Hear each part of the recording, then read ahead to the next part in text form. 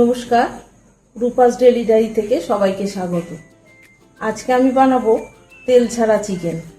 তার জন্য আমি এখানে 1 কিলো চিকেন ধুয়ে পরিষ্কার করে নিয়েছি। আমি চিকেন বানাবার জন্য এখানে নিয়েছি 2টো রসুন, 2টো পেঁয়াজ, 2টো টমেটো আর 3 টুকরো আদা। আর নিয়েছি 2টো সেদ্ধ করা আলু, পিস পিস করে কেটে নিয়েছি। আর নিয়েছি কিছুটা ধনেপাতা, ধুয়ে কেটে পরিষ্কার করে নিয়েছি। আর নিয়েছি গোটা গরম মশলা, 4টে মতন লবঙ্গ, 2 টুকরো দারচিনি, 4টে ছোট এলাচ আর কয়েকটা গোলমরিচ।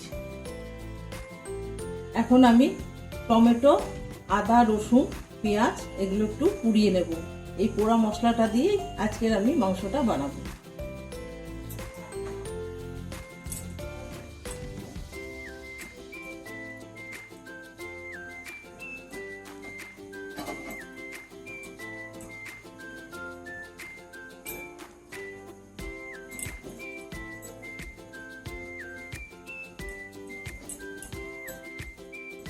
এটাকে উল্টে পাল্টে ভালো করে পুড়িয়ে নিতে হবে।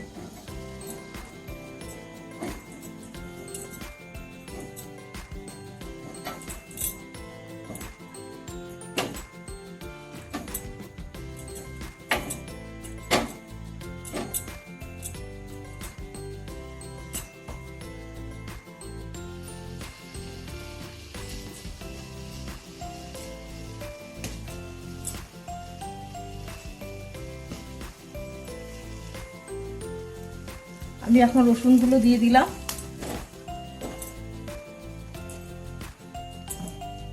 আদাটা দিয়ে দিলাম।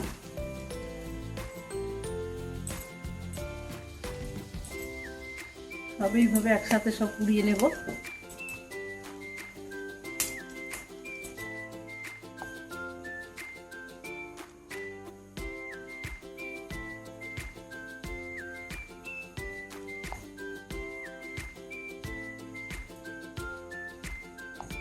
এগুলো সব পোড়া হয়ে গেছে, এখন সব আমি নামিয়ে নিচ্ছি।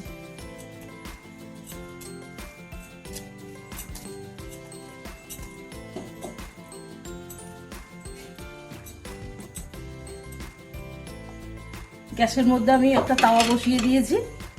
এই শুকনো খোলায় মশলাটা এখন আমি ভেজে নেব।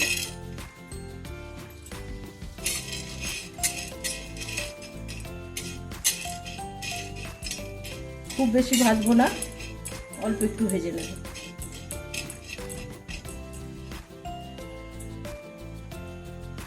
মশলাগুলো ভাজা হলে আমি গুঁড়ো করে নেব শিলে।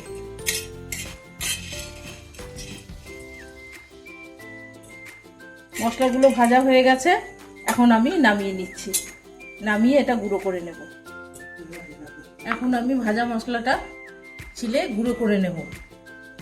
আপনারা চাইলে এটা মিক্সিতেও গুঁড়ো করে নিতে পারেন।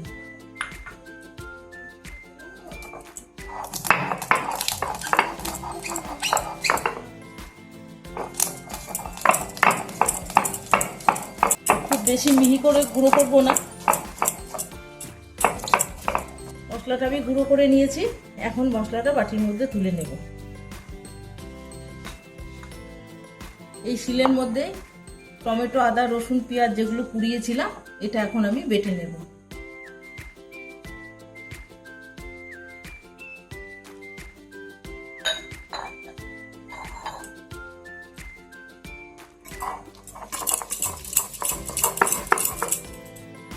পোড়া মশলাটা এখন আমি বেটে নিয়েছি, আর সাথে কয়েকটা কাঁচা লঙ্কা আমি বেটে নেব, যাতে কাঁচা লঙ্কার ফ্লেভারটা আসে।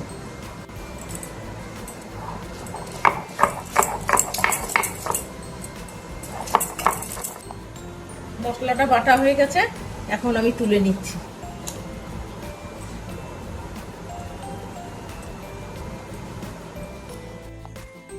আমি এখানে গ্যাসের মধ্যে কড়াই বসিয়ে দিয়েছি।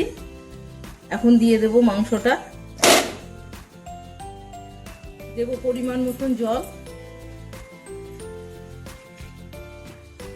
ঝোল যেরকম যে খাবেন সেরকম বুঝে জলটা দেবেন। এখন দেব পাতিলেবুর রস। একটা পাতিলেবু আমি কেটে নিয়েছি, একটা গোটা পাতিলেবুই আমি দিয়ে দিয়েছি।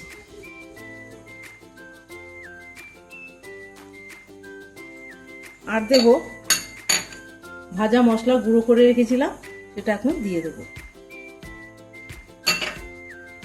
দিয়ে নাড়াচাড়া করে আমি এখন ঢেকে দেব। গ্যাসটা কিন্তু মিডিয়াম ফ্লেমে রাখতে হবে। দিয়ে দেব পরিমাণ মতো নুন,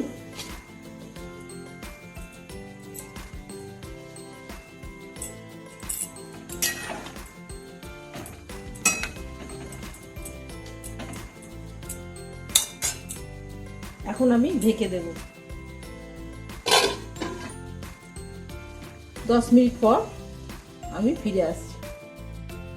A few moments later. 10 minute হয়ে গেছে। এখন ঢাকাটা খুলে আমি যে পোড়া মশলাটা বেটে রেখেছিলাম এটা এখন দিয়ে দেব।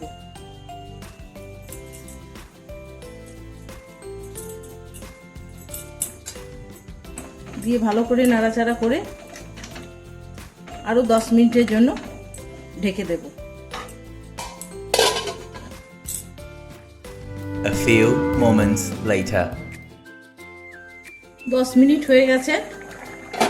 এখন আমি ঢাকাটা খুলে দেখব মাংসটা খুব ভালোভাবে সেদ্ধ হয়ে গেছে। মাংস থেকে কিন্তু তেল ছেড়ে দিয়েছে, দেখুন কত তেল ছেড়েছে মাংস থেকে। এখন আমি দিয়ে দেব সেদ্ধ করে কেটে রাখা আলুটা।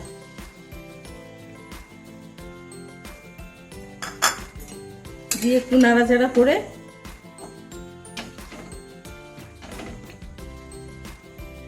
আমি এখন দিয়ে দেব কেটে রাখা ধনেপাতা, উপর দিয়ে ছড়িয়ে দেব।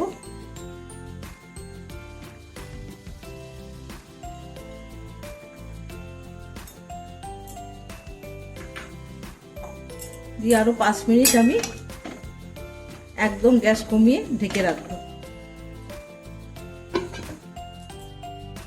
A few moments later. 5 minute হয়ে গেছে। এখন আমি মাংসটা নামিয়ে নেব। মাংসটা কিন্তু পুরোপুরিভাবে রেডি হয়ে গেছে। এইভাবে একবার তেল ছাড়া মাংস বানিয়ে দেখুন। ছোট বাচ্চারা বা বাড়িতে অসুস্থ পেশেন্ট থাকলে এরাও খেতে পারবে, কোনো রকম অসুবিধা হবে না। আমার রেসিপি যদি আপনাদের ভালো লেগে থাকে তা একটা লাইক কমেন্ট করবেন, আমার পাশে থাকবেন। আজকের মতন আসছি, আবার দেখা হবে নতুন কোনো ভিডিও নিয়ে।